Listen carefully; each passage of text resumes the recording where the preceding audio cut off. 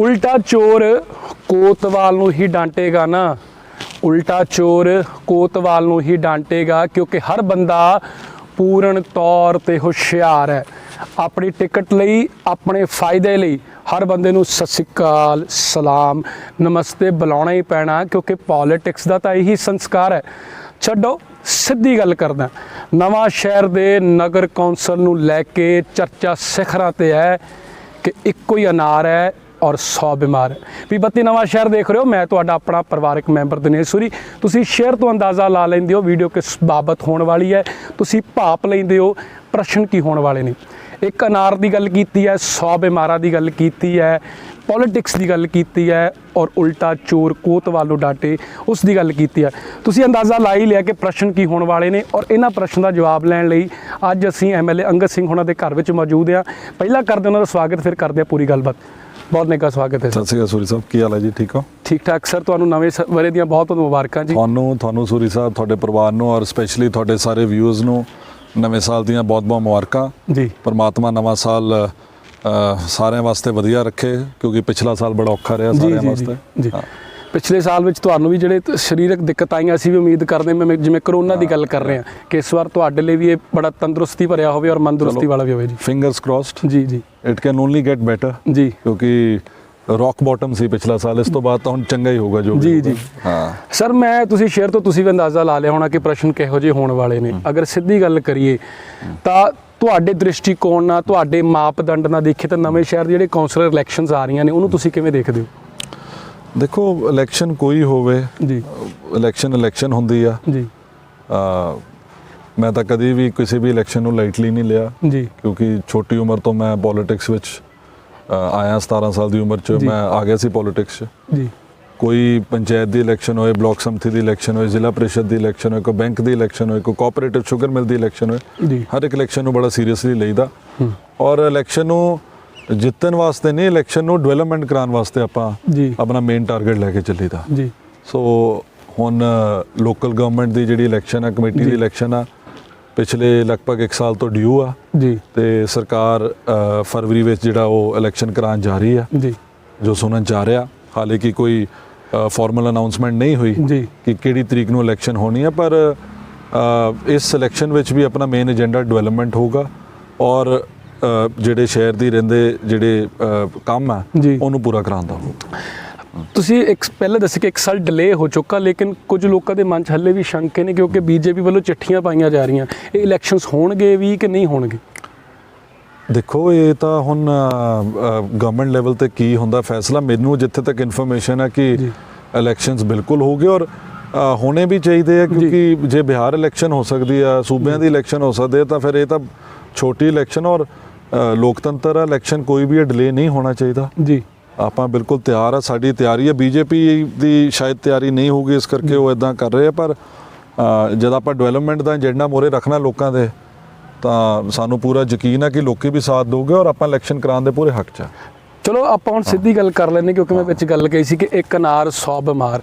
ਸੁਣਨ 'ਚ ਇਹ ਵੀ ਆ ਰਿਹਾ ਕਿ ਜਦੋਂ ਅਸੀਂ ਵੱਖ-ਵੱਖ ਪਾਰਟੀਆਂ ਨਾਲ ਗੱਲ ਕਰਦੇ ਹਾਂ, ਉਹ ਕਹਿੰਦੇ ਇਸ ਵਾਰੀ ਜਿਹੜੀ ਇਲੈਕਸ਼ਨ ਬੜੀ ਇੰਟਰਸਟਿੰਗ ਹੋਣ ਵਾਲੀ, ਕਿਉਂਕਿ ਜਿਹੜੀ ਕਾਂਗਰਸ ਉਹਦੇ 'ਚ ਆਪਣਾ ਇੱਕ ਰੇੜਕਾ ਪੈ ਚੁੱਕਾ ਹੈ। ਅਗਰ ਉਹਨੂੰ ਤੁਸੀਂ ਕਲੀਅਰ ਕਰ ਦਿਓ ਤਾਂ ਜਿਹੜੀ ਸਾਡੇ ਦਰਸ਼ਕ ਨੇ ਉਹਨਾਂ ਨੂੰ ਪੂਰਾ ਸਿਨੈਰੀਓ ਕਲੀਅਰ ਹੋ ਜਾਏਗਾ ਕਿ ਇਸ ਵੋਟਾਂ ਵਿੱਚ ਹੋਣ ਕੀ ਵਾਲਾ, ਕਿਉਂਕਿ ਚਰਚਾ ਹੀ ਚੱਲ ਰਹੀ ਹੈ ਜੀ ਕਿ ਖਿਚੜੀ ਬਣਨ ਵਾਲੀ ਹੈ।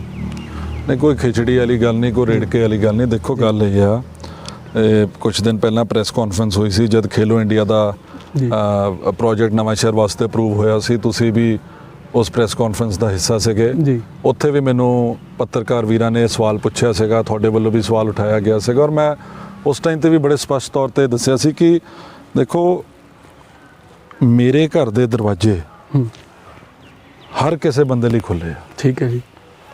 ਕਾਂਗਰਸੀਆਂ ਲਈ ਨਹੀਂ, ਸਾਰਿਆਂ ਲਈ ਖੁੱਲ੍ਹੇ। ਜਦ ਮੈਂ ਇੱਕ ਵਾਰੀ ਇੱਕ MLA ਬਣ ਗਿਆ ਤਾਂ ਮੈਂ ਸਾਰਿਆਂ ਦਾ MLA, ਮੈਂ ਕਿਸੇ ਇੱਕ ਪਾਰਟੀ ਦਾ MLA ਨਹੀਂ। ਬਿਲਕੁਲ ਸਹੀ ਗੱਲ ਹੈ। ਔਰ ਜਿੱਥੇ ਤੱਕ ਮੇਰੀ ਆਪਣੇ ਪਾਰਟੀ ਦੇ ਲੀਡਰਸ ਦੀ ਗੱਲ ਆ, ਦੇਖੋ, ਕੋਈ ਵੀ ਪੋਲੀਟੀਕਲ ਪਾਰਟੀ ਆ, ਕੋਈ ਵੀ ਇਲੈਕਸ਼ਨ ਹੁੰਦੀ, ਉਹਦੇ 'ਚ ਕਈ ਵਾਰੀ ਪਲੱਸ ਮਾਈਨਸ ਹੁੰਦਾ ਜੀ, ਡਿਪੈਂਡਿੰਗ ਕਿ ਗਰਾਊਂਡ ਰਿਐਲਿਟੀਜ਼ ਕੀ ਆ, ਲੋਕਾਂ ਦਾ ਕੀ ਫੀਡਬੈਕ ਆ ਜੀ। ਇਹਦੇ 'ਚ ਕੋਈ ਇਹ ਨਹੀਂ ਹੈ ਹਾਲੇ ਕਿ ਕੋਈ ਕਿਸੇ ਦੀ ਟਿਕਟ ਕੱਟ ਹੋ ਗਈ ਹੈ ਜਾਂ ਕੋਈ ਇੱਦਾਂ ਦੀ ਖਿਚੜੀ ਵਾਲੀ ਗੱਲ ਆ। ਗੱਲ ਇਹ ਹੈ ਕਿ ਜਿਹੜਾ ਬੰਦਾ ਮੇਰੇ ਕੋਲ ਆਉਂਦਾ, ਮੈਂ ਉਹਨੂੰ ਖਾਲੀ ਨਹੀਂ ਮੋੜਦਾ। ਹੁਣ ਜੇ ਮੇਰੇ ਕੋਲ ਸ਼ਹਿਰ 'ਚੋਂ ਕੋਈ ਜ਼ਿੰਮੇਵਾਰ ਬੰਦੇ ਨੇ ਆਣਾ ਹੀ ਨਹੀਂ ਜੀ ਜਾਂ ਮੇਰੇ ਨਾਲ ਉਹਨਾਂ ਨੇ ਗੱਲ ਹੀ ਨਹੀਂ ਕਰਨੀ। ਹਾਲੇ ਕਿ ਸਭ ਤੋਂ ਵੱਧ ਫਾਇਦੇ ਉਹਨਾਂ ਨੇ ਸਾਡੇ ਪਰਿਵਾਰ ਚੋਂ ਲਏ। ਕਦੀ ਮੇਰੇ ਪਿਤਾ ਜੀ ਨੇ ਉਹਨਾਂ ਦੇ ਸਿਰ ਤੇ ਹੱਥ ਰੱਖਿਆ, ਕਦੀ ਮੇਰੇ ਮਾਤਾ ਜੀ ਨੇ ਉਹਨਾਂ ਦੇ ਸਿਰ ਤੇ ਹੱਥ ਰੱਖਿਆ, ਜੀ ਲੋਕਾਂ ਨੇ ਉਹਨਾਂ ਦੇ ਸਿਰ ਤੇ ਹੱਥ ਰੱਖਿਆ।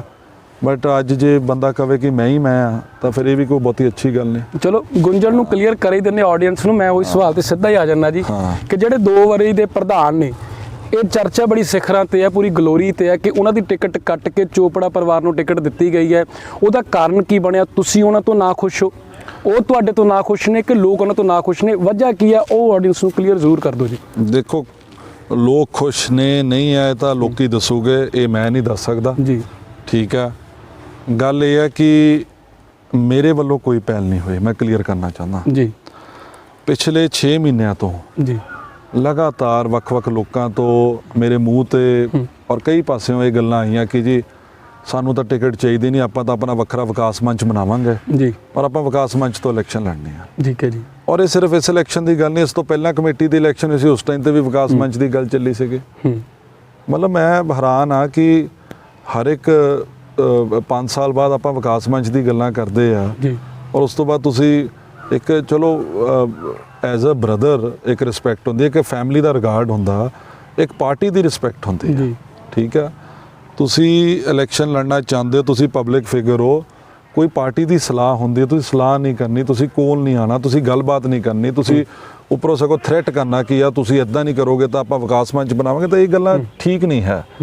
ਤਾਂ ਫਿਰ ਜਦ ਇਹਨਾਂ ਨੇ ਵਿਕਾਸ ਮੰਚ ਦੀ ਗੱਲਾਂ ਕੀਤੀਆਂ, ਨਾਲ ਲੋਕਾਂ 'ਚ ਪਬਲਿਕਲੀ ਕਹਿਣਾ ਸ਼ੁਰੂ ਕਰਤਾ ਕਿ ਜੀ ਸਾਨੂੰ ਤਾਂ ਟਿਕਟ ਚਾਹੀਦੀ ਨਹੀਂ, ਮੈਂ ਕਿਹਾ ਚਲੋ ਐਤਕੀ ਫਿਰ ਜੇ ਇਹ ਗੱਲ ਆ ਫਿਰ ਇਹਨਾਂ ਦੀ ਗੱਲ ਤੇ ਫੁੱਲ ਹੀ ਝਾੜ ਦਿੰਦੇ ਆ। ਜੀ ਠੀਕ ਹੈ, ਕਿਉਂਕਿ ਮੈਂ ਉਸ ਦਿਨ ਵੀ ਕਿਹਾ ਸੀ ਕਿ ਦੇਖੋ ਰਾਜਨੀਤੀ ਇੱਕ ਪਾਸੇ ਆ, ਇੱਜ਼ਤ ਇੱਕ ਪਾਸੇ ਆ। ਜੀ ਮੈਂ ਠੀਕ ਹੈ ਇੱਕ ਪੋਲੀਟੀਕਲ ਬੰਦਾ, ਮੈਂ ਸਤਿਕਾਰ ਕਰਦਾ। ਅੱਜ ਵੀ ਮੇਰੇ ਕੋਲ ਜੀ ਕੋਈ ਬੰਦਾ, ਪ੍ਰਧਾਨ ਨੂੰ ਛੱਡੋ, ਕੋਈ ਬੰਦਾ ਮੇਰੇ ਕੋਲ ਘਰ ਚੱਲ ਕੇ ਆਊਗਾ ਜੀ, ਮੈਂ ਉਹਦਾ ਰਿਗਾਰਡ ਕਰੂੰਗਾ ਜੀ, ਮੈਂ ਉਹਦੀ ਗੱਲ ਸੁਣੂੰਗਾ ਔਰ ਮੈਂ ਸਹੀ ਕੰਮ ਕਰੂੰਗਾ, ਮੈਂ ਗਲਤ ਨਹੀਂ ਕਰੂੰਗਾ। ਪਰ ਜੇ ਉਹ ਰਿਗਾਰਡ ਹੀ ਨਹੀਂ ਹੋਣਾ ਤਾਂ ਫਿਰ ਉਸ ਗੱਲ ਦਾ ਕੋਈ ਫਾਇਦਾ ਨਹੀਂ ਸੂਰੀ। ਪਰ ਤੁਸੀਂ ਇੱਕ ਗੱਲ ਕਹੀ ਸੀ ਉਦੋਂ ਪ੍ਰੈਸ ਕਾਨਫਰੰਸ ਵਿੱਚ ਕਿ ਇੱਜ਼ਤ ਦੀ ਰਾਜਨੀਤੀ ਕਰਨੀ ਹੈ। ਬਿਲਕੁਲ ਕਹੀ ਸੀ ਮੈਂ। ਉਹਦਾ ਕੀ ਪਰਿਭਾਸ਼ਾ ਕੀ ਹੈ ਜੀ ਉਹਦੀ? ਇੱਜ਼ਤ ਦੀ ਰਾਜਨੀਤੀ ਇਹ ਹੈ ਕਿ ਇੱਜ਼ਤ ਕੀ, ਦੇਖੋ ਇੱਜ਼ਤ ਕਦੀ ਵਨ ਵੇ ਨਹੀਂ ਹੋ ਸਕਦੀ ਜੀ। ਇੱਜ਼ਤ is always give and take. ਤੁਸੀਂ ਇੱਜ਼ਤ ਦੋਗੇ ਤਾਂ ਤੁਹਾਨੂੰ ਇੱਜ਼ਤ ਮਿਲੋਗੇ ਜੀ। ਮੈਨੂੰ ਐਮਐਲਏ ਬਣੇ 4 ਸਾਲ ਹੋ ਚੁੱਕੇ ਆ, ਲਗਭਗ 12 ਮਹੀਨੇ ਦਾ ਸਮਾਂ ਹਲੇ ਮੇਰੀ ਟਰਮ ਦਾ ਰਹਿੰਦਾ ਜੀ, ਜਿਹਦੇ ਚੋਂ ਲਗਭਗ 3 ਸਾਲ ਕਾਂਗਰਸ ਪਾਰਟੀ ਦੀ ਜਿਹੜੀ ਕਮੇਟੀ ਸੀ ਨਵਾਂ ਸ਼ਹਿਰ ਵਿੱਚ ਬੱਲੂ ਜੀ ਪ੍ਰਧਾਨ ਸੀਗੇ ਜੀ। ਇਸ ਗੱਲ ਦਾ ਸਾਰਾ ਸ਼ਹਿਰ ਗਵਾ ਜੀ, ਕਮੇਟੀ ਦੇ ਮੁਲਾਜ਼ਮ ਸਭਾ, ਤੁਸੀਂ ਉਹਨਾਂ ਨੂੰ ਪੁੱਛ ਲਿਓ ਜੀ। ਮੈਂ ਪਿਛਲੇ 3 ਸਾਲਾਂ 'ਚ ਜਿੰਨਾ ਚਿਰ ਉਹ ਪ੍ਰਧਾਨ ਨੇ, ਮੈਂ ਕਮੇਟੀ ਦੇ ਕਿਸੇ ਕੰਮ 'ਚ ਦਖਲ ਨਹੀਂ ਦਿੱਤਾ। ਠੀਕ ਹੈ ਜੀ। ਜੋ ਉਹਨਾਂ ਨੇ ਮੈਨੂੰ ਕਿਹਾ ਮੈਂ ਕੀਤਾ ਜੀ। ਜਿਹੜੇ ਅਫਸਰਾਂ ਨੂੰ ਇਹਨਾਂ ਨੇ ਮੈਨੂੰ ਲਿਆਉਣ ਵਾਸਤੇ ਕਿਹਾ, ਮੈਂ ਉਹ ਅਫਸਰ ਇੱਥੇ ਰੱਖੇ ਜੀ। ਭਾਵੇਂ ਮੈਂ ਚਲੋ ਅਫਸਰਾਂ ਦਾ ਹੁਣ ਨਾਂ ਨਹੀਂ ਲੈਣਾ ਚਾਹੁੰਦਾ ਜੀ, ਭਾਵੇਂ ਕੋਈ ਈਓ ਸੀ, ਕੋਈ ਏਐਮਈ ਸੀ, ਕੋਈ ਜੇਈ ਸੀ, ਕੋਈ ਐਸਡੀਓ ਸੀ ਜੀ, ਜੋ ਮੈਨੂੰ ਇਹਨਾਂ ਵੱਲੋਂ ਹੁਕਮ ਹੋਇਆ ਉਹ ਅਫਸਰ ਮੈਂ ਇੱਥੇ ਰੱਖੇ ਆ। ਹਾਲਾਂਕਿ ਮੈਂ ਹੋ ਸਕਦਾ ਕਿ ਸ਼ਾਇਦ ਉਹ ਆਫਿਸਰਸ ਨਾਲ ਜਾਂ ਉਹਨਾਂ ਦੇ ਕੰਮ ਕਰਨ ਦੇ ਤਰੀਕੇ ਨਾਲ ਸਹਿਮਤ ਹੋਵਾਂ ਜਾਂ ਨਾ ਹੋਵਾਂ, ਉਹ ਇੱਕ ਵੱਖਰਾ ਸਬਜੈਕਟ ਹੈ। ਪਰ ਕਿਉਂਕਿ ਇੱਕ ਲੋਕਾਂ ਦੀ ਚੁਣੀ ਹੋਈ ਕਮੇਟੀ ਸੀ, ਲੋਕਾਂ ਨੇ ਉਹਨਾਂ ਨੂੰ ਇਹ ਬਹੁਮਤ ਦਿੱਤੀ ਸੀ ਜੀ, ਤਾਂ ਮੇਰੀ ਆਦਤ ਹੈ ਕਿ ਮੈਂ ਕਿਸੇ ਦੇ ਕੰਮ 'ਚ ਇੰਟਰਫੇਅਰ ਨਾ ਕਰਾਂ, ਮੈਂ ਫ੍ਰੀ ਹੈਂਡ ਦੇ ਕੇ ਰੱਖਾਂ। ਕਿਉਂਕਿ ਜੇ ਉਹ ਕੰਮ ਕਰ ਰਹੇ ਤਾਂ ਮੈਂ ਕਿਉਂ ਇੰਟਰਫੇਅਰ ਕਰਾਂ ਜੀ। ਤੇ ਹੁਣ ਉਸ ਇੰਨਾ ਸਾਰਾ ਕੁਝ ਇੱਕ ਓਪਨ ਹੋਣ ਤੋਂ ਬਾਵਜੂਦ, ਹਰ ਇੱਕ ਤਰ੍ਹਾਂ ਦੀ ਕੋਆਪਰੇਸ਼ਨ ਹੋਣ ਦੇ ਬਾਵਜੂਦ ਤੁਸੀਂ ਫਿਰ ਇਦਾਂ ਦਾ ਮਾਹੌਲ ਕ੍ਰੀਏਟ ਕਰੋ, ਤੁਸੀਂ ਇਦਾਂ ਦੀ ਗੱਲਾਂ ਲੋਕਾਂ 'ਚ ਜਾ ਕੇ ਕਰੋ, ਇਹ ਫਿਰ ਗੱਲਾਂ ਠੀਕ ਨਹੀਂ। ਸੋ ਇਸ ਦਿਸ ਮਿਸਟਰ ਅੰਗਦ ਸਿੰਘ ਵਰਸਸ ਪ੍ਰਧਾਨ ਜੀ, ਔਰ what is exact scenario clear ਕਰ ਦਿਓ ਜੀ। ਤੁਸੀਂ ਕਹਿੰਦੇ ਕਿ ਇੱਜ਼ਤ ਦੀ ਰਾਜਨੀਤੀ, it is Angad Singh for development, it is not Angad Singh versus anyone ਜੀ। ਠੀਕ ਹੈ ਜੀ। ਮੈਂ ਕੋਈ ਕਿਸੇ ਤੋਂ ਆਪਣੀ ਆਪੋਜੀਸ਼ਨ ਤੋਂ ਜਾਂ ਆਪਣੇ ਕਿਸੇ ਹੋਰ ਜਿਹੜੇ ਪੋਲੀਟੀਕਲ ਵਿਰੋਧੀ ਨੇ ਜੀ, ਇਹਨਾਂ ਤੋਂ ਕੋਈ ਸਰਟੀਫਿਕੇਟ ਨਹੀਂ ਲੈਣਾ। ਮੇਰਾ ਮਨ ਜਾਣਦਾ ਕਿ ਮੈਂ ਪਿਛਲੇ 4 ਸਾਲਾਂ 'ਚ ਜਿੰਨੀ ਮੇਰੇ 'ਚ ਕੈਪੈਸਿਟੀ ਸੀ ਜੀ, ਮੈਂ ਆਪਣਾ ਪੂਰਾ ਜਾਨ ਲਾ ਕੇ ਮੈਂ ਨਵਾਂ ਸ਼ਹਿਰ ਵਿੱਚ ਡਿਵੈਲਪਮੈਂਟ ਕਰਾਉਣ ਦੀ ਕੋਸ਼ਿਸ਼ ਕੀਤੀ ਜੀ। ਭਾਵੇਂ ਸੜਕਾਂ ਸੀਗੀਆਂ, ਭਾਵੇਂ ਸਰਕਾਰੀ ਕਾਲਜ ਸੀ, ਭਾਵੇਂ ਖੇਡ ਸਟੇਡੀਅਮ ਸੀ, ਭਾਵੇਂ ਤੁਹਾਡੇ ਪਿੰਡੂ ਸੜਕਾਂ ਸੀਗੀਆਂ, ਮੈਂ ਸਕੂਲ ਸੀਗਾ, ਸਰਕਾਰੀ ਸਕੂਲ ਸੀਗੇ, ਸਾਰੇ ਇਹ ਚੀਜ਼ਾਂ ਮੈਂ ਕਰਨ ਦੀ ਕੋਸ਼ਿਸ਼ ਕੀਤੀ। ਮੈਂ ਚਲੋ ਹੁਣ ਡਿਟੇਲ 'ਚ ਨਹੀਂ ਜਾਣਾ ਚਾਹੂੰਗਾ, ਗੱਲ ਬਹੁਤ ਲੰਬੀ ਹੋ ਜਾਊਗੀ। ਔਰ ਜਿੱਥੇ ਤੱਕ ਰਹਿ ਗਈ ਕਮੇਟੀ ਦੀ ਗੱਲ, ਕਮੇਟੀ ਵਿੱਚ ਵੀ ਭਾਵੇਂ ਰਾਹੋਂ ਸੀ, ਭਾਵੇਂ ਨਵਾਂ ਸ਼ਹਿਰ ਸੀ, ਮੈਂ ਆਪਣੇ ਵੱਲੋਂ ਪੂਰੀ ਕੋਸ਼ਿਸ਼ ਕੀਤੀ ਆ ਆਪਣੇ ਐਮਸੀ ਕੋਲੀਗਸ ਨੂੰ ਨਾਲ ਲੈ ਕੇ, ਪ੍ਰਧਾਨ ਜੀ ਨੂੰ ਨਾਲ ਲੈ ਕੇ ਕਿ ਸ਼ਹਿਰ ਦਾ ਜਿੰਨਾ ਵੀ ਰਹਿੰਦੀ ਡਿਵੈਲਪਮੈਂਟ ਉਹ ਪੂਰੀ ਕਰਾ ਸਕਦਾ। ਪ੍ਰਧਾਨ ਜੀ, ਔਰ ਤੁਹਾਡੀਆਂ ਤਸਵੀਰਾਂ ਵੀ ਹਰ ਗਲੀ ਨੁੱਕੜ ਤੇ ਸਾਨੂੰ ਨਜ਼ਰ ਆਉਂਦੀਆਂ ਰਹੀਆਂ, ਉਹ ਤਾਂ ਲੱਗਦਾ ਸੀ ਕਿ ਬੜਾ ਪਿਆਰ ਹੈ, ਬੜੀ ਸੰਧੀ ਹੈ ਜੀ। ਸਾਡਾ ਹੁਣ ਵੀ ਪਿਆਰ ਆ ਜੀ, ਮੇਰੇ ਕੋਲ ਹੁਣ ਵੀ ਆਣ, ਮੇਰੇ ਬੜੇ ਵੀਰ ਨੇ ਜੀ, ਮੈਂ ਉਹਨਾਂ ਨੂੰ ਰਿਸਪੈਕਟ ਕਰਦਾ। ਪਰ ਸਰ ਵਿੱਚ ਇਹ ਵੀ ਗੱਲ ਨਿਕਲ ਕੇ ਆਈ ਸੀ ਕਿ ਐਮਐਲਏ ਸਾਹਿਬ ਟੇਕ ਓਵਰ ਕਰਨਾ ਚਾਹੁੰਦੇ, ਆਪਣੀ ਟੀਮ ਨੂੰ ਮੂਹਰੇ ਲੈ ਕੇ ਆਉਣਾ ਚਾਹੁੰਦੇ ਆ, ਤੇ ਕਿਤੇ ਨਾ ਕਿਤੇ ਉਹਨਾਂ ਨੂੰ ਲੱਗ ਰਿਹਾ ਕਿ ਉਹਨਾਂ ਨੂੰ ਨੈਗਲੀਜੈਂਸ ਹੋ ਰਹੀ ਹੈ। ਇਹਦੇ ਵਿੱਚ ਕੋਈ ਗੱਲ ਹੈ? ਉਹ ਵੀ ਮੇਰੀ ਟੀਮ ਦਾ ਹਿੱਸਾ ਹੀ ਆ ਜੀ। ਜੇ ਮੈਂ ਪਿਛਲੀ ਵਾਰੀ ਇਲੈਕਸ਼ਨ ਲੜੀ ਆ, ਉਹ ਮੇਰੀ ਟੀਮ ਦੇ ਹਿੱਸੇ ਸੀ। ਅੱਜ ਜੇ ਮੈਂ ਕਾਮਯਾਬ ਹੋਇਆ ਤਾਂ ਕਿਤੇ ਨਾ ਕਿਤੇ ਉਹਨਾਂ ਦਾ ਵੀ ਹੱਥ ਰਿਹਾ। ਜੀ। ਪਰ ਟੀਮ ਜਿਹੜੀ ਹੈ ਉਹ ਟੀਮ ਵਰਕ ਨਾਲ ਹੁੰਦੀ ਆ। ਜੀ। ਜੇ ਉਹਦੇ 'ਚ ਟੀਮ ਵਰਕ ਦੂਜੇ ਖਿਡਾਰੀ ਨੂੰ ਇਦਾਂ ਮਹਿਸੂਸ ਹੋਣ ਲੱਗ ਪਏ ਕਿ ਯਾਰ ਜੇ ਤੁਸੀਂ ਥ੍ਰੈਟ ਕਰੋ ਆਪਣੀ ਟੀਮ ਨੂੰ, ਜੀ, ਫਿਰ ਉਹ ਕੋਈ ਟੀਮ ਉਹ that is not level playing, ਉਹ ਕੋਈ ਟੀਮ ਵਰਕ ਨਹੀਂ ਹੈ। ਜੀ। ਠੀਕ ਆ, ਤੁਸੀਂ ਪਿਆਰ ਨਾਲ ਤਾਂ ਸਭ ਕੁਝ ਕਰ ਸਕਦੇ ਹੋ, ਪਰ ਜੇ ਤੁਸੀਂ ਥ੍ਰੈਟ ਕਰਕੇ ਕਰੋ ਕਿ ਇਦਾਂ ਨਹੀਂ ਵਿਕਾਸ ਮੰਚ ਹੈ ਇਹ, ਤਾਂ ਫਿਰ ਇਹ ਗੱਲਾਂ ਨਹੀਂ ਠੀਕ ਨਾ ਯਾਰ। ਚਲੋ ਇਹ ਸਵਾਲ ਤਾਂ ਉਹਨਾਂ ਨੂੰ ਪੁੱਛਾਂਗੇ, ਵਿਕਾਸ ਕਿਹੜੇ ਹੋਏ ਨੇ, ਅਗਰ ਉਹ ਮੌਕਾ ਦੇਣਗੇ, ਕਿਉਂਕਿ ਇਹ ਵੀ ਸਵਾਲ ਪੁੱਛਣਾ ਬਹੁਤ ਜ਼ਰੂਰੀ ਹੈ। ਵਿਕਾਸ ਮੰਚ ਅਗਰ ਨਾ ਰੱਖਿਆ ਤਾਂ ਕਿਹੜੇ ਵਿਕਾਸ ਹੋਏ ਨੇ? ਲੋਕਾਂ ਦੇ ਮਨ ਦੇ ਬੜੇ ਖਦਸ਼ੇ ਨੇ ਹੱਲੇ ਵੀ। ਪਰ ਇੱਕ ਚੀਜ਼ ਮੈਂ ਸਰ ਹੋਰ ਕਲੀਅਰ ਕਰੋ ਸਾਡੀ ਆਡੀਅנס ਨੂੰ ਕਿ ਇਹਦਾ ਫਾਇਦਾ ਵਿਰੋਧੀ ਲੈ ਜਾਣਗੇ? ਤੁਹਾਨੂੰ ਲੱਗਦਾ ਕਿ ਜਿਹੜੇ ਆਪੋਜੀਸ਼ਨ ਪਾਰਟੀਆਂ ਨੇ ਹੁੰਦਾ ਜੀ, ਵਿਰੋਧੀ ਕਾਦੇ ਆ ਜੀ? ਬੀਜੇਪੀ ਨੂੰ ਜੁੱਤੀਆਂ ਪੈ ਰਹੀਆਂ ਪੰਜਾਬ 'ਚ ਜੀ, ਅਕਾਲੀ ਦਲ ਤੇ ਉਦਾਂ ਹੀ ਲੋਕਾਂ ਦਾ ਜਿਹੜਾ ਵਿਸ਼ਵਾਸ ਆ ਉੱਠ ਚੁੱਕਿਆ। ਮੈਂ ਨਹੀਂ ਕਹਿੰਦਾ ਕਿ ਲੋਕੀ ਸਾਨੂੰ ਬਹੁਤ ਪਸੰਦ ਕਰਦੇ ਆ, but if they have to choose a lesser evil out of all the evils, I think we are the lesser evil. ਮੈਂ ਤਾਂ ਕਹਿ ਹੀ ਨਹੀਂ ਰਿਹਾ ਕਿ ਆਪਾਂ ਬਹੁਤ ਮਤਲਬ 100% ਹੈਗੇ ਆ, ਠੀਕ ਆ, ਕਮੀਆਂ ਸਾਰਿਆਂ 'ਚ ਹੁੰਦੀਆਂ, ਸਾਡੇ 'ਚ ਵੀ ਆ। ਸ਼ਾਇਦ ਉਹ ਕਮੀਆਂ ਕਰਕੇ ਸ਼ਾਇਦ ਜਿਹੜੀ ਹਿਲਜੁਲ ਹੋ ਰਹੀ ਆ ਕਮੇਟੀ 'ਚ, ਜਿਹੜੇ ਕੁਝ ਤੁਸੀਂ ਸਵਾਲ ਪੁੱਛਿਆ ਕਿ ਸ਼ਾਇਦ 1-2 ਟਿਕਟਸ ਜਾਂ ਜੋ ਵੀ ਕੁਝ ਉੱਪਰ ਥੱਲੇ ਹੋ ਰਿਹਾ, ਜੋ ਲੋਕਾਂ ਦਾ ਫੀਡਬੈਕ ਆ ਰਿਹਾ, ਨੈਗੇਟਿਵ ਫੀਡਬੈਕ ਆ ਰਿਹਾ, ਜਿਹਦੇ ਕਰਕੇ ਸ਼ਾਇਦ ਸਾਨੂੰ ਹੋਰ ਨਵੇਂ ਚਿਹਰੇ ਮੋਰੇ ਲਿਆਣੇ ਪੈ ਰਹੇ ਆ। ਮੈਂ ਉਹੀ ਸਵਾਲ ਪੁੱਛ ਰਿਹਾ, ਹੋਰ ਨਵੇਂ ਚਿਹਰੇ ਆ ਰਹੇ ਜਿਸ ਵਾਰ ਯੂਥ ਆ ਰਿਹਾ ਜੀ? ਬਿਲਕੁਲ ਯੂਥ, ਮੈਂ ਆਪ ਯੂਥ ਆ, ਮੈਂ ਤਾਂ ਯੂਥ ਨੂੰ ਪ੍ਰੈਫਰੈਂਸ ਦਿੰਦਾ, ਕਿਉਂਕਿ ਯੂਥ ਦਾ ਮੋਰੇ ਲਿਆਉਣ ਦਾ ਇਹ ਫਾਇਦਾ ਹੁੰਦਾ, ਉਹਨਾਂ ਨੂੰ ਮੋਰੇ ਦਿਸਦਾ ਕਿ ਸਾਡੇ ਕੋਲ ਇੱਕ ਲੰਬੀ ਇਨਿੰਗ ਆ ਜੀ, ਠੀਕ ਹੈ। ਲੰਬੀ ਇਨਿੰਗ ਵਾਸਤੇ ਦੇ ਵਾਂਟ ਟੂ ਪ੍ਰੂਵ ਦੈਮਸੈਲਵਸ ਜੀ।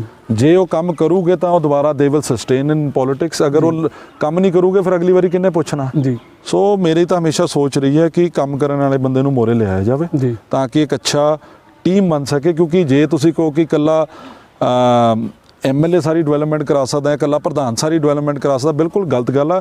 ਜਦ ਤੱਕ ਤੁਹਾਡੇ ਕੋਲ ਮਹੱਲੇ 'ਚ ਗਲੀ 'ਚ ਵਾਰਡ 'ਚ ਤੁਹਾਡੇ ਕੋਲ ਸਿੱਧਾ ਵਧੀਆ ਤਰੀਕੇ ਨਾਲ ਪੁਸ਼ਿੰਗ ਬੰਦਾ ਨਹੀਂ ਆ, ਤਦ ਤੱਕ ਡਿਵੈਲਪਮੈਂਟ ਨਹੀਂ ਹੋ ਸਕਦੀ। ਚਲੋ ਪੁਰਾਣੀ ਟੀਮ ਵਿੱਚ ਰਾਣਾ ਜੀ, ਚਮਨ ਸਿੰਘ ਭਾਣਵਿਆਰਾ, ਇਹ ਸਾਰੇ ਨਾਲ ਨੇ, ਤੁਹਾਨੂੰ ਥਾਪੜਾ ਦਿੰਦੇ ਨੇ ਜੀ ਪੂਰਾ? ਬਿਲਕੁਲ ਦਿੰਦੇ ਹੋ, ਮੇਰੇ ਸਿਆਣੇ ਬਜ਼ੁਰਗ ਨੇ। ਮੈਂ ਦੇਖੋ ਮੇਰੀ ਸ਼ੁਰੂ ਤੋਂ ਆਦਤ ਰਹੀ ਆ, ਮੈਂ ਕੋਈ ਵੀ ਜਿਹੜਾ ਫੈਸਲਾ ਜੀ ਮੈਂ ਇਕੱਲਾ ਨਹੀਂ ਲੈਂਦਾ ਹੁੰਦਾ ਜੀ। ਮੇਰੇ ਜਿਹੜੇ ਸੈਟ ਆਫ ਐਡਵਾਈਜ਼ਰਸ ਆ ਜੀ, ਮੈਂ ਕੋਈ ਵੀ ਗੱਲ ਚੰਗੀ ਹੋਵੇ ਮਾੜੀ ਹੋਵੇ ਮੈਂ ਉਹਨਾਂ ਦੇ ਵਿੱਚ ਰੱਖ ਲੈਂਦਾ ਹੁੰਦਾ ਜੀ, ਤਾਂ ਕਿ ਕਿਉਂਕਿ ਹੋ ਸਕਦਾ ਸ਼ਾਇਦ ਮੇਰਾ ਜੋ ਮੈਂ ਸੋਚ ਰਿਹਾ ਉਹ ਸ਼ਾਇਦ ਪ੍ਰੈਕਟੀਕਲੀ ਸਹੀ ਨਾ ਹੋਵੇ, ਬਿਲਕੁਲ, ਪਰ ਮੈਂ ਆਪਣੀ ਗੱਲ ਜਿਹੜੀ ਆ ਜ਼ਰੂਰ ਆਪਣੇ ਜਿਹੜੇ ਮੇਰੇ ਕੌਨਫੀਡੈਂਟ ਬੰਦੇ ਮੈਂ ਉਹਨਾਂ ਨਾਲ ਸਲਾਹ ਜ਼ਰੂਰ ਕਰਦਾ, ਉਹਨਾਂ ਦੇ ਓਪੀਨੀਅਨ ਲੈ ਕੇ ਚੱਲਦਾ, ਔਰ ਮੈਨੂੰ ਪੂਰੀ ਉਹਨਾਂ ਦੀ ਜਿਹੜੀ ਬੈਕਿੰਗ ਔਰ ਗਾਈਡੈਂਸ ਆ। ਚਲੋ ਤੁਸੀਂ ਆਪਣੇ ਨੂੰ ਈਵਲ ਵੀ ਕਿਹਾ, ਲੇਕਿਨ ਜਿਵੇਂ ਤੁਸੀਂ ਕਿਹਾ ਜਿਹੜੇ ਤੁਹਾਡੇ ਕੌਨਫੀਡੈਂਟ ਬੰਦੇ ਨੇ ਤੁਹਾਨੂੰ ਮੰਨਦੇ ਵੀ ਸੇਂਟ ਨੇ, ਈਵਲ ਨਹੀਂ ਮੰਨਦੇ। ਲੇਕਿਨ ਇੱਕ ਸਵਾਲ ਮੈਂ ਜ਼ਰੂਰ ਇੱਥੇ ਸ਼ੇਅਰ ਕਰਨਾ ਚਾਹਾਂ, ਮੇਰੀ ਤੁਹਾਡੇ ਵਿਰੋਧੀ, ਲੈਟ ਮੀ ਕਰੈਕਟ ਮਾਈ ਵਰਡਸ, ਪਾਰਟੀ ਦੇ ਵਿਰੋਧੀਆਂ ਨਾਲ ਗੱਲ ਹੋਈ ਸੀ, ਕਿਉਂਕਿ ਉਹਨਾਂ ਦਾ ਵੀ ਇਹੀ ਕਹਿਣਾ ਕਿ ਵਿਅਕਤੀਗਤ ਤੌਰ ਤੇ ਸਾਡਾ ਕੋਈ ਵਿਰੋਧੀ ਨਹੀਂ ਆ, ਸਿਰਫ ਪਾਰਟੀ ਦੇ ਜਿਹੜੇ ਆਈਡੀਆਜ਼ ਨੇ, ਆਈਡੀਓਲੋਜੀ, ਆਪਾਂ ਉਹਨਾਂ ਦੇ ਅਗੇਂਸਟ ਆ। ਉਹਨਾਂ ਦਾ ਇਹ ਕਹਿਣਾ ਹੈ ਕਿ ਅਸੀਂ ਇਸ ਚੀਜ਼ ਨੂੰ ਹੱਲੇ ਫਾਈਨਲ ਨਹੀਂ ਮੰਨਦੇ, ਕਿਉਂਕਿ ਕੁਝ ਵੀ ਅਫੀਸ਼ੀਅਲ ਨਹੀਂ ਹੋਇਆ, ਨਾ ਤਾਂ ਜਿਹੜੇ ਤੁਹਾਨੂੰ ਕਹਿ ਰਹੇ ਨੇ ਕਿ ਅਸੀਂ ਕੁਇਟ ਕਰਨਾ ਚਾਹੁੰਦੇ ਜਾਂ ਵਿਕਾਸ ਮੰਚ ਬਣਾਉਣਾ ਚਾਹੁੰਦੇ ਆ, ਨਾ ਤਾਂ ਉਹਨਾਂ ਨੇ ਪਾਰਟੀ ਤੋਂ ਰੈਜ਼ਿਗਨੇਸ਼ਨ ਦਿੱਤਾ ਹੈ, ਨਾ ਤਾਂ ਤੁਸੀਂ ਉਹਨਾਂ ਨੂੰ ਬਾਹਰਲਾ ਰਸਤਾ ਦਿਖਾਇਆ। ਹੱਲੇ ਇਹ ਸਿਰਫ ਗੱਲਾਂ ਅੰਦਰੂਨੀ ਲੜਾਈ ਹੈ। ਅਸੀਂ ਕਿਸੇ ਨੂੰ ਵੀ ਇਹ ਨਹੀਂ ਮੰਨਦੇ ਕਿ ਉਹ ਬਾਹਰ ਨਿਕਲ ਚੁੱਕਿਆ ਜਾਂ ਉਹ ਆਪਣਾ ਮੰਚ ਸ਼ੁਰੂ ਕਰ ਰਿਹਾ। ਹਾਂ, ਤੁਰਦੇ ਫਿਰਦੇ ਅੱਖਾਂ ਇੱਕ ਦੂਜੇ ਨੂੰ ਜ਼ਰੂਰ ਮਾਰਦੇ ਆ, ਇਸ਼ਾਰੇ ਜ਼ਰੂਰ ਕਰਦੇ ਆ, ਇੱਕ ਦੂਜੇ ਦਾ ਹੱਥ ਜ਼ਰੂਰ ਘੁੱਟਦੇ ਆ। ਅਗਰ ਸਾਨੂੰ ਲੱਗਿਆ ਕਿ ਕੋਈ ਸੋਲਿਡ ਜਿਹੜਾ ਕੈਂਡੀਡੇਟ ਹੈਗਾ ਤਾਂ ਜ਼ਰੂਰ ਉਹਨੂੰ ਅਪਰੋਚ ਕੀਤੀ ਜਾਵੇਗੀ, ਲੇਕਿਨ ਉਦੋਂ ਜਦੋਂ ਕੁਝ ਅਫੀਸ਼ੀਅਲ ਹੋ ਜਾਏਗਾ। ਦੇਖੋ ਸੂਰੀ ਸਾਹਿਬ, ਮੈਂ ਤੁਹਾਡੇ ਨਾਲ ਗੱਲ ਕੀਤੀ ਸੀ ਉਹਨੇ ਥੋੜੀ ਦੇਰ ਪਹਿਲਾਂ ਜੀ ਕਿ ਮੇਰੇ ਘਰ ਦੇ ਦਰਵਾਜ਼ੇ ਖੁੱਲੇ ਆ ਜੀ, ਬਟ ਅਨਫੋਰਚੂਨੇਟਲੀ ਜਿਹੜੇ ਬੰਦਿਆਂ ਦੇ ਸਿਰ ਤੇ ਸਾਡੇ ਪਰਿਵਾਰ ਦਾ, ਸਾਡੀ ਪਾਰਟੀ ਦਾ, ਸਾਡੀ ਟੀਮ ਦਾ ਔਰ ਸ਼ਹਿਰ ਵਾਸੀਆਂ ਦਾ ਹੱਥ ਰਿਹਾ, ਉਹ ਬੰਦੇ ਅਨਫੋਰਚੂਨੇਟਲੀ ਉਹ ਗੇਟ ਕਦੀ ਵੜੇ ਨਹੀਂ ਜਦ ਦੀ ਕਮੇਟੀ ਭੰਗ ਹੋਈ ਆ ਜੀ, ਠੀਕ ਆ। ਮੈਂ ਤਾਂ ਅੱਜ ਵੀ ਉਹਨਾਂ ਦਾ ਵੈਲਕਮ ਕਰੂੰਗਾ, ਉਹਨਾਂ ਨਾਲ ਬੈਠ ਕੇ ਐਮਿਕੇਬਲੀ ਸਾਰਿਆਂ ਨੂੰ ਨਾਲ ਲੈ ਕੇ ਤੁਰਨ ਲਈ ਤਿਆਰ ਆ।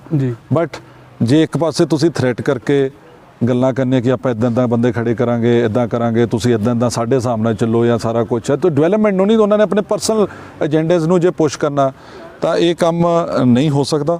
ਐਂਡ ਸੈਕੰਡਲੀ ਜਿਹੜੀ ਗੱਲ ਆ, ਚਲੋ ਅੱਜ ਕੱਲ੍ਹ ਨਾ ਮੇਰਾ ਬੜਾ ਸਟਰੋਂਗ ਬਿਲੀਫ ਹੈ ਕਿ ਦੁਨੀਆ ਵਿੱਚ ਕੋਈ ਇਹੋ ਜਿਹੀ ਚੀਜ਼ ਨਹੀਂ ਜਿਹੜੀ ਲੁਕੀ ਰਹਿ ਜਾਵੇ ਜੀ।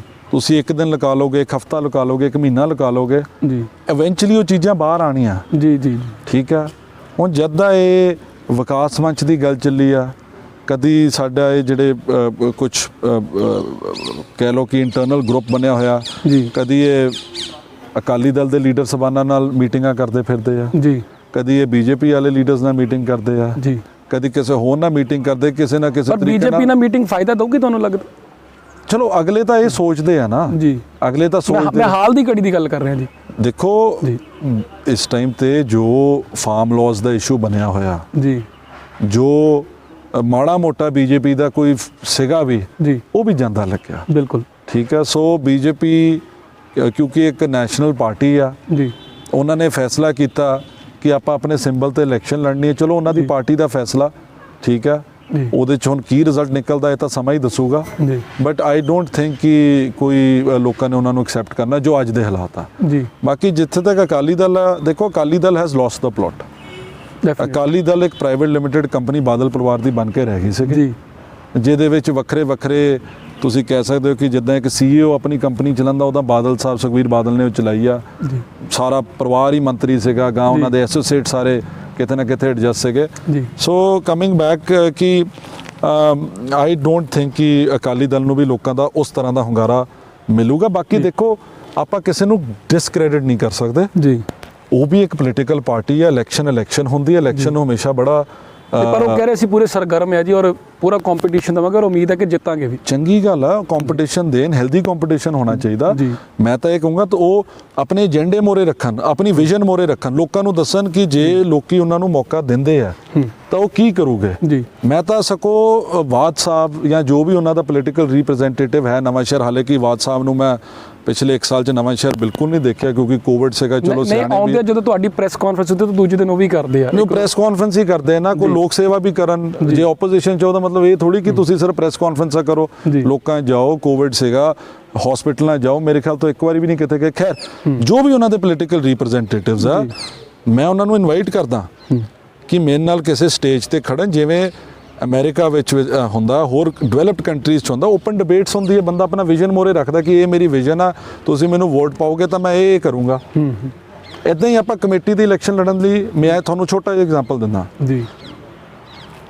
ਸਾਡੀ ਭਾਵੇਂ ਕਾਂਗਰਸ ਦੀ ਕਮੇਟੀ ਸੀ, ਜੀ ਪ੍ਰਧਾਨ ਜੀ ਲਲਿਤ ਮੋਹਨ ਪਾਠਕ ਜੀ ਸੀਗੇ। ਜੀ ਮੈਂ ਪਰਸਨਲੀ ਖਿਲਾਫ ਆ ਕਿ ਜਿਹੜੀ ਇੰਟਰਲੋਕਿੰਗ ਟਾਈਲਸ ਆ ਉਹ ਨਹੀਂ ਲੱਗਣੀਆਂ ਚਾਹੀਦੀਆਂ। ਠੀਕ ਹੈ ਜੀ। ਮੈਂ ਪਰਸਨਲੀ ਬਲੀਵ ਕਰਦਾ ਕਿ ਉਹ ਕੋਈ ਬਹੁਤ ਅੱਛੀ ਡਿਵੈਲਪਮੈਂਟ ਨਹੀਂ ਹੁੰਦੀ ਕਿਉਂਕਿ ਅੱਜ ਕੱਲ੍ਹ ਉਸ ਕੁਆਲਿਟੀ ਦੀ ਟਾਈਲਸ ਨਹੀਂ ਆਉਂਦੀਆਂ। ਠੀਕ ਹੈ ਜੀ। ਜਦ ਦੀ ਕਮੇਟੀ ਭੰਗ ਹੋਈ ਆ, ਪਿਛਲੇ 1 ਸਾਲ 'ਚ ਲਗਭਗ 10 ਕਰੋੜ ਰੁਪਏ ਦੇ ਟੈਂਡਰ ਲੱਗੇ ਆ। ਜਦ ਦਾ ਐਡਮਿਨਿਸਟ੍ਰੇਟਰ ਲੱਗਿਆ, ਮੈਂ ਪਹਿਲਾ ਫੈਸਲਾ ਇਹ ਕੀਤਾ ਕਿ ਜਿੰਨੀਆਂ ਤੁਹਾਡੀਆਂ ਗਲੀਆਂ ਨਵੇਂ ਸ਼ਹਿਰ 'ਚ ਬਣਨੀਆਂ ਉਹ RCC ਦੀ ਬਣੂਗੀਆਂ ਤਾਂ ਕਿ ਉਹਦੀ ਲੌਂਗੇਵਿਟੀ ਹੋਵੇ। ਔਰ ਜੀ ਜਿੱਦਾਂ ਪੁਰਾਣੇ ਸਮੇਂ 'ਚ ਆਪਣੀ ਬਣਦੀਆਂ ਹੁੰਦੀਆਂ ਸੀਗੀਆਂ ਤੁਹਾਡੀ ਗਲੀਆਂ, ਜਿਹਦਾ ਲਾਈਫ ਜ਼ਿਆਦਾ ਹੁੰਦੀ ਸੀ, ਬਿਲਕੁਲ ਉੱਦਾਂ ਦੀ ਗਲੀਆਂ ਬਣਨ। ਔਰ ਮੈਂ ਹੁਣ ਵੀ ਇਹ ਆਪਣਾ ਫਾਰਵਰਡ ਰੱਖਦਾ ਕਿ ਜੇ ਲੋਕੀ ਸਾਡੇ ਸਿਰ ਤੇ ਜਿਵੇਂ ਪਹਿਲਾਂ ਹੱਥ ਰੱਖਦੇ ਆਏ ਆ, ਹੁਣ ਹੱਥ ਰੱਖੂਗੇ ਤਾਂ ਆਉਣ ਵਾਲੇ ਸਮੇਂ 'ਚ ਵੀ ਜਿਹੜੀ ਨਵੇਂ ਸ਼ਹਿਰ ਦੀ ਡਿਵੈਲਪਮੈਂਟ ਹੋਊਗੀ, ਮੈਂ ਇੰਟਰਲੋਕਿੰਗ ਟਾਈਲਸ ਬਿਲਕੁਲ ਜਿਹੜਾ ਜਿੱਥੇ ਲੋਕਾਂ ਦੀ ਮੰਗ ਹੋਊਗੀ ਉੱਥੇ ਲਵਾਵਾਂਗੇ, ਨਹੀਂ ਤਾਂ ਬਿਲਕੁਲ 90% RCC ਦੀ ਆਪਾਂ ਗਲੀਆਂ ਬਣਾਵਾਂਗੇ।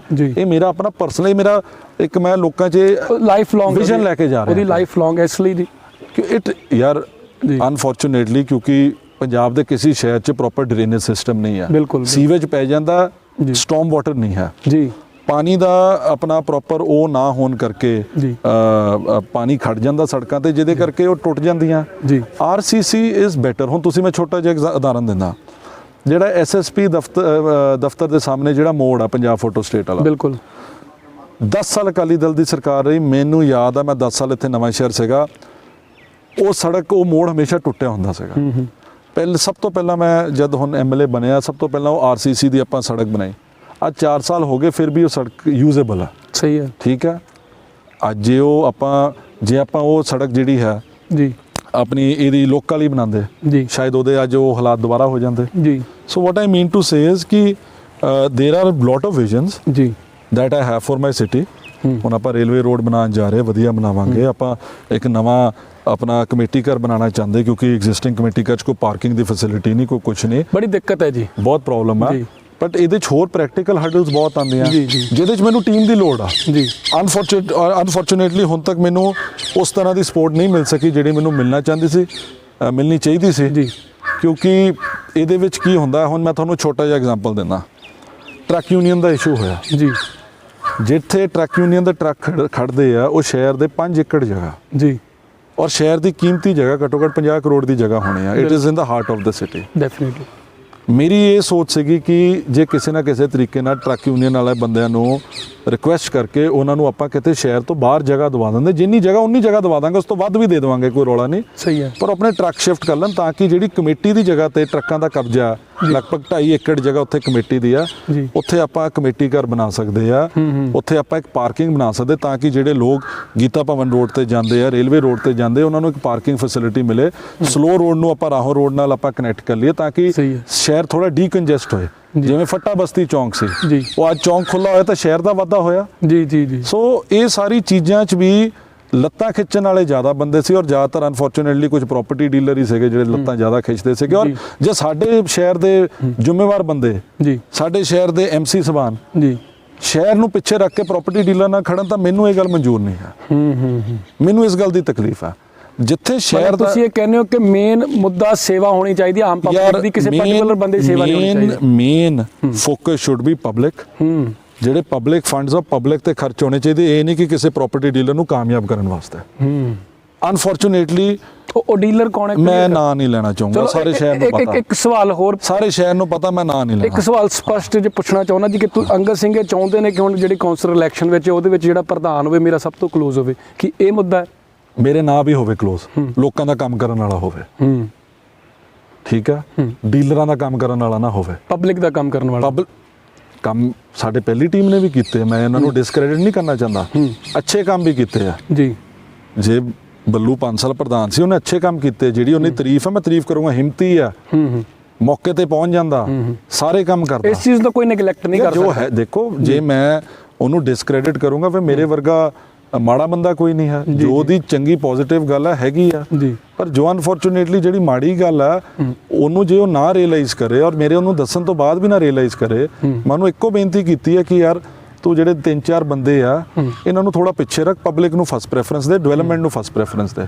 ਇਹ ਨਹੀਂ ਕਿ ਕਿਸੇ ਨੇ ਕਲੋਨੀ ਕੱਟਤੀ। ਚਲੋ ਕਿਤਨਾ ਕਿ ਤੁਹਾਡੇ ਮਨ ਚ ਸੌਫਟ ਕਾਰਨਰ ਹੈ। ਮੇਰੀ ਰਿਕੁਐਸਟ ਹੈ ਕਿ ਇਹ ਨਹੀਂ ਕਿ ਕਿਸੇ ਨੇ ਕਲੋਨੀ ਕੱਟਤੀ ਜੀ, ਉੱਥੇ ਤੁਸੀਂ ਸੀਵਰੇਜ ਵੀ ਪਾਤਾ, ਲਾਈਟ ਆਪਣੇ ਲਾਈਟਾਂ ਵੀ ਲਵਾਤੀਆਂ, ਵਾਟਰ ਸਪਲਾਈ ਦਾ ਕਨੈਕਸ਼ਨ ਦਿੱਤਾ, ਆਬਾਦੀ ਕੋਈ ਨਹੀਂ ਉੱਥੇ।